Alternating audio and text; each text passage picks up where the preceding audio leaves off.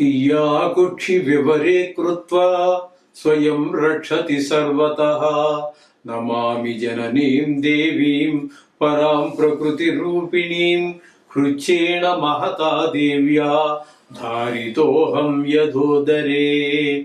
तत्प्रसादात् जगद्दृष्टं मातुर्नित्यं नमोऽस्तु ते।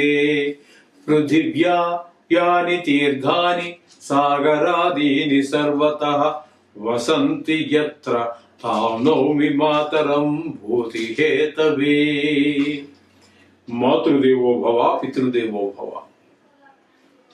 ఇప్పుడు మనము ఆగస్టు నెల 2026 సంవత్సరంలో గోచార ఫలితాలు ద్వాదశ రాశి వారికి ఎట్లా ఉన్నాయి అనే విషయాన్ని మనం సశాస్త్రీయంగా తెలుసుకుందాము.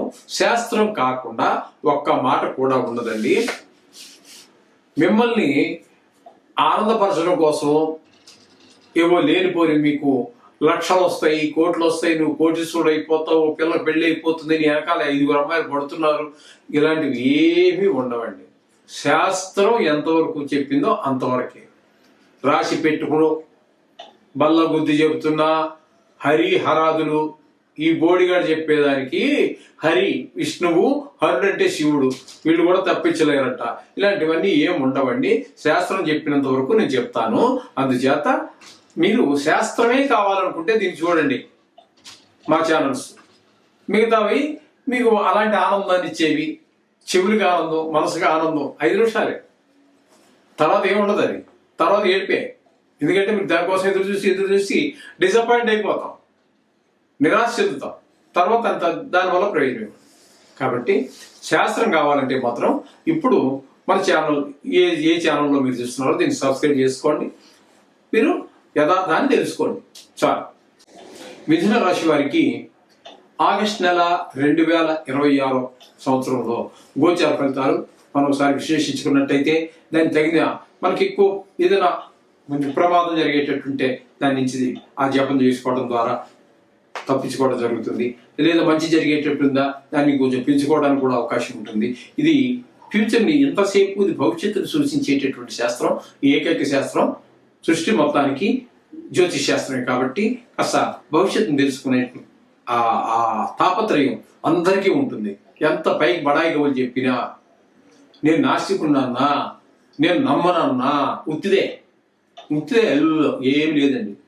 ఖచ్చితంగా నమ్మి తీరుతాడు. లోపల వాడు మనసులో ఒకటి ఉంటుంది, పైకి ఒకటి ఉంటుంది. వాదించడం మీకు అడ్డగోలుగా వాదిస్తారు. అడ్డగోలుగా వాదించే వాడి దగ్గర ఎప్పుడు మీరు వాదన దిగద్దండి. మీరే కాదు, అసలు వాదనకి దిగితే ఎవరో గెలవరండి ప్రపంచంలో.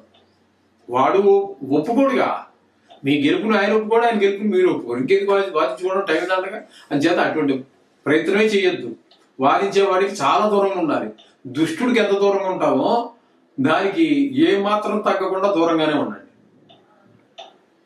చూస్తున్నాం కదండి, టీవీలో డిబేట్ పెడతాడు. వాడి గోల వాడిది, వీడి గోల వీడిది, వీడు చెప్పింది వింటాం, వీడు చెప్పింది వీడు విండు, వీడు చెప్పింది వాడు విండు. ఆ టీ యాంకర్ గాడు ఎవరో ఉంటాడు, వాడు చెప్పింది వీళ్ళు వింటారు. మొత్తం వీళ్ళు ముగ్గురు ఒకసారి మాట్లాడేస్తారు. అక్కడ ఒక విషయం మీద చర్చించినట్టుగా వాడేం చెప్పాడు, వీడేం చెప్పాడు, వాడేవాడు ఏం తెలియదు మీకు. కుక్కలు కాట్లాడుకుంటే ఎలా ఉంటుంది, అలాగే ఉంటుంది. అంచేత ఎప్పుడు వాదనకి దిగద్దు. మీ నిర్ణయం మీరు తీసుకోండి. వినదగునెవ్వరు చెప్పిన వినినంతట వేగపడక వివరింపదగును. కని కళ్ళ నిజము తెలిసిన మనుషుడేవో మహిళా సొంత శతకారు బద్దెన గారు ఆనాడే చెప్పారు. అంచేత ఎవరితో వాదనలు అనవసరం. లేదా అది అలా కాదు ఇలా ఓకే అవ్వచ్చేమో, వెళ్ళిపో, నీ దాన్ని వెళ్ళిపో. వాడు ఎంతసేపు పోతాడు, దిగితే ఇంకా రంగంలోకి వాడు రెచ్చిపోతాడు. లేదా మనకుందనుకోండి ఆ గుణం, మనం రెచ్చిపోతాం. అంచేత అది కరెక్ట్, రైట్, ఓకే. ఇక్కడ మిథున రాశి వారికి కుజుని యొక్క సంచారం తీసుకున్నట్టయితే వ్యయ స్థానంలో 2 రోజులు, జన్మంలో 29 రోజులు. ఈ 2 స్థానాల్లో కుజుడు పూర్తి వ్యతిరేక ఫలితాలే ఇస్తున్నాడు. అంటే జన్మంలోనే ఉన్నాడు కాబట్టి కాస్త ప్రవర్తన చెడు వైపు ఉండటం, చెడు ఆలోచనల వైపు, చెడు ప్రవర్తన వైపు ఆకర్షితులు అవటం, అవసరమైతే అవకాశం ఉంటే ఆ చెడు ప్రవర్తననే ఆచరించడం కూడా జరుగుతుంటుంది. అసలు ఆ ఆలోచనే లేదు, అటువంటి మనస్తత్వం కాని వాడు కుజుడు గారు ఏం చేసినప్పటికీ కూడా కొన్ని ఏదో చెడ్డ చేస్తారు, దాన్ని మనం తప్పించుకోవచ్చు. అసలు స్వతహాగానే మనలో ఉందనుకోండి కొంత ఆ దుర్గుణాలు బానిసే, అందులో ఏ సందేహం. అంచేత ఈ కుజుడు గురించి మీకు అనుకూలుడు కాదు. మిథున రాశి వారికి నెల రోజులు అనుకూలుడు కాదు. ఇక రవిని తీసుకున్నట్టయితే 2వ స్థానంలో 17 రోజుల పాటు సంచారం చేస్తూ ఉన్నారు. తదుపరి 14 రోజులు తృతీయ స్థానంలో సంచారం చేస్తున్నారు. ఈ మొదట 2వ స్థానంలో సంచారం చేసేటటువంటి 17 రోజుల్లో డబ్బులకి ఇబ్బంది పెడతారు, కుటుంబంలో కొంచెం ఆహ్లాదకరమైన పరిస్థితి ఉండదు.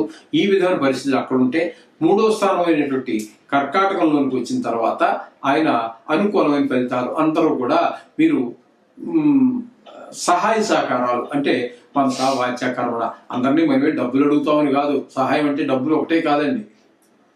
ఏదో నాకు ఈ పని చేసి పెట్టవయ్యా, ఎస్ఐ అప్పుడు ప్రస్తుతం ఎస్ఐఆర్ ఏదో నడుస్తోంది ఓటర్ లిస్ట్ గురించి, అది పేపర్ అయితే దొరికింది మీకు, మీది, దాన్ని ఎలా పూర్తి చేయాలి తెలియదు, అండ్ మెసర్ గురించి ఇది దానికే లేదు, బంగారు టకా రాసిచ్చిపోతాడు.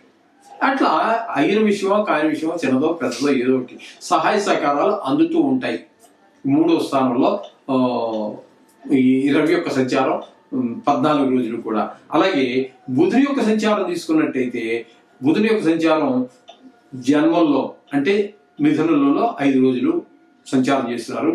5 రోజులు మాత్రం చెడు ప్రవర్తన, చెడు ఆలోచనకేసే మొగ్గు చూపుతాడు. అదే బుధుడు మళ్ళీ ద్వితీయ స్థానం అయినటువంటి కర్కాటకంలోకి వచ్చి 26 రోజులు ఉంటున్నారు. అక్కడ ద్వితీయ స్థానంలోకి వచ్చిన తర్వాత డబ్బులకు లోటు లేకుండా, మాటలో సౌమ్యత కానీ, కుటుంబంలో ఆహ్లాదకరమైన పరిస్థితి కానీ, ఈ అంటే కంటి సంబంధ వ్యాధులు ఎవరికైనా ఉన్నట్టయితే వారికి కొంచెం ఆ యొక్క ఉపశమనం ఆ జబ్బులో లేకపోతే తగ్గిపోవటం కానీ ఏదో ఒకటి చేస్తారు బుధ భగవానుడు. ఇకపోతే శుక్రుని యొక్క సంచారం, మనం గురు సంచారం తీసుకోవాలి. ఈ గురు సంచారం ద్వితీయ స్థానంలో నెల రోజులు పూర్తిగా ఉంటున్నారు. ఈ నెల రోజులు కూడా గురు యొక్క సంచారం ద్వితీయ స్థానంలో ధనానికి లోటు ఉండదు, మాటలో మంచి మర్యాద ఉంటుంది.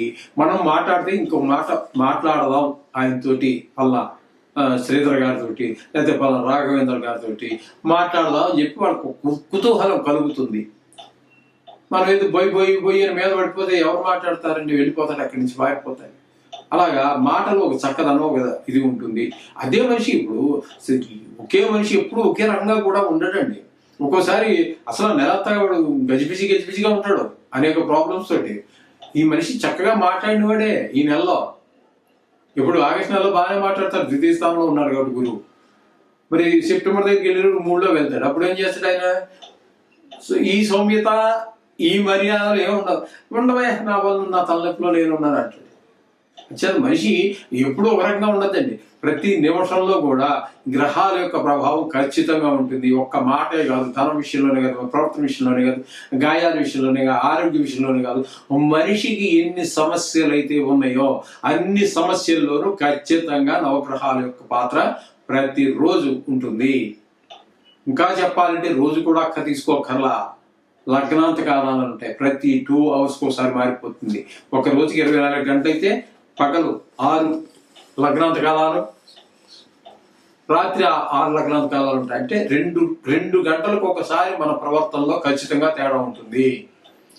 ఉదాహరణకి అర్జునుడిని తీసుకుందాం. ఆయన పొడి చేస్తాను, యుద్ధం చేసేస్తాను, చంపేస్తాను, గిచ్చిపేస్తాను అన్నాడు, బాణాన్ని పెట్టుకున్నాడు, ధనసులు పట్టుకున్నాడు, అన్ని పట్టుకున్నాడు, అక్కడికి వెళ్ళాడు, రథం ఎక్కాడు, శంఖం ఊరించాడు.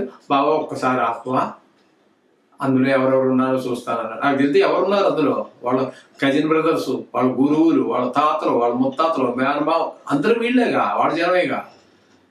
బాబాని చేయను అన్నాడు. ఎందుకు మారిపోయింది అక్కడ? చేతకాక కాదు, ఆయనకి యుద్ధం చేయడం వచ్చు, యుద్ధం చేయకుండా ఉండడం వచ్చు. కానీ అక్కడ లగ్నం మారిపోయింది. లగ్నం మారిపోయినప్పుడు ఎవరో వేరే గ్రహం ఏదో వచ్చేసింది ఆ లగ్నానికి, మారిపోయింది మనస్తత్వం. 10 నిమిషాలు అలా ఇంటి దగ్గర బయలుదేరు ఆయన, మరి మారిపోతుంది. అంతే, మనమైనా అంతే. 2 అవర్స్లో ఒక్కొక్కసారి ఖచ్చితంగా మనిషి యొక్క మనస్తత్వం మారిపోతుంది. ఇది గమనించుకోండి. అర్థమైంది అనుకుంటాను. ఓకే, ఈ విధంగా గురువు నెలంతా కూడా ద్వితీయ స్థానంలో ఉన్నారు. ఆయన చక్కగా మాట్లాడడం, అన్ని డబ్బులు లోటు లేకుండా ఉంటాయి, ఇవన్నీ ఆయన చూస్తారు. ఇకపోతే శుక్రుని యొక్క సంచారం తృతీయ స్థానంలో 2 రోజులు, చతుర్థ స్థానంలో 29 రోజులు. అంటే మొత్తం మీద ఈయన నెలంతా కూడా పూర్తి శుభుడే. 4వ స్థానంలో ఉన్నప్పుడు విద్య విషయంలో, భూమి విషయంలో, గృహ విషయంలో, వాహన విషయాల్లో అన్నింటిలో బాగుంటుంది. విద్య విషయంలో ఇట్లాగా. తృతీయ స్థానంలో ఉన్నప్పుడు కూడా అందరి యొక్క సహాయ సహకారాలు ఉంటాయి. అంటే నెల పూర్తిగా శుక్రగ్రహం ఈ మిథున రాశి వారికి అనుకూలమైన ఫలితాలు ఇస్తూ ఉన్నాడు. ఇకపోతే భాగ్యస్థానంలో రాహుగ్రహ సంచారం. ఇది అంత మనం ఏ గ్రహం చెప్పుకుంటున్నాం, ఏ రాశి గురించి చెప్తున్నాం? మిథునం. భాగ్యస్థానంలో రాహుగ్రహ సంచారం జరుగుతోంది. రాహుగ్రహ సంచారం భాగ్యస్థానంలో అంత శుభ ఫలితాలు అయితే ఇవ్వజాలడు. భాగ్యస్థానంలో రాహుగ్రహ సంచారము అంత శుభ ఫలితములు ఇవ్వజాలడు. తండ్రి గారి ఆరోగ్య విషయంలో కానివ్వండి, గుళ్ళు గోపురం తిరిగి ఏదో కాస్త మనసు ప్రశాంతత కోసం వెళ్దాం అనుకున్నా కూడా వెళ్ళలేనటువంటి దౌర్భాగ్య పరిస్థితి ఉంటుంది భాగ్యస్థానంలో రాహుగ్రహం ఉండటం వల్ల. ఇకపోతే దశమ స్థానంలో శని భగవాన్ యొక్క సంచారం జరుగుతోంది. ఈ శని భగవాన్ యొక్క సంచారము ఈ దశమ స్థానంలో ఉన్న కారణంగా వృత్తిపరమైనటువంటి ఆటంకాలు ఏర్పడుతూ ఉంటాయి. సొంత ఉద్యోగం, సొంత వ్యాపారం కావచ్చు, లేకపోతే వేరే వ్యాపారస్తుల దగ్గర మనం ఉద్యోగం చేస్తూ ఉండొచ్చు, గవర్నమెంట్ జాబ్ కావచ్చు, ఏది ఏమైనప్పటికీ కూడా వృత్తిపరమైన ఆటంకాలు ఉంటూ ఉంటాయి. ఇంకోటి ఏంటంటే ఆటంకాలు లేకపోయినా శ్రమకి తగినటువంటి ఫలితం కూడా లభించకపోవడం కూడా ఇందులో ఒక భాగమే. ఈ విధమైన ఫలితాలన్నీ కూడా శని భగవానుడు ప్రసాదిస్తూ ఉన్నాడు మిథున రాశి వారికి. కాబట్టి ఈ విధమైన గోచారం అంతా నడుస్తుంది. కాబట్టి మీరు చక్కగా నవగ్రహాలను పూజించుకోండి. వ్యతిరేకంగా ఉన్నటువంటి అనుకూలంగా మారుతాయి. అనుకూలంగా ఉన్నటువంటి మరింత సుఫలితాలు ఇచ్చేటువంటి అవకాశం ఖచ్చితంగా ఉంటుంది. ఇది చాలా ఉన్నాయి. నవగ్రహాల గురించి చెప్పాలంటే రకరకాలుగా చాలా ఉన్నాయి. మీకు నేను చెప్పేది అన్నిటికంటే సూక్ష్మమైనటువంటిది, ఖర్చు లేనటువంటిది, అతి తక్కువ సమయం తీసుకునేటటువంటిది చెప్తున్నా. పర్వాలేదు, నేను 1,00,000 రూపాయలైనా ఖర్చు పెడతాను, 6 నెలలైనా తిరిగి వస్తాను, రోజు చాలా రండి, మనం మధ్యలో మాట్లాడుకుందాం. నా నెంబర్ ఫోన్ చేయండి. నేను చక్కటి ఎక్కడెక్కడ తిరగచ్చో మీరు అవన్నీ కూడా నేను మీకు ఎక్స్ప్లెయిన్ చేస్తాను. రూట్ మ్యాప్తో సహా ఇస్తాను. నేను చాలా వరకు తిరిగినంత వరకు.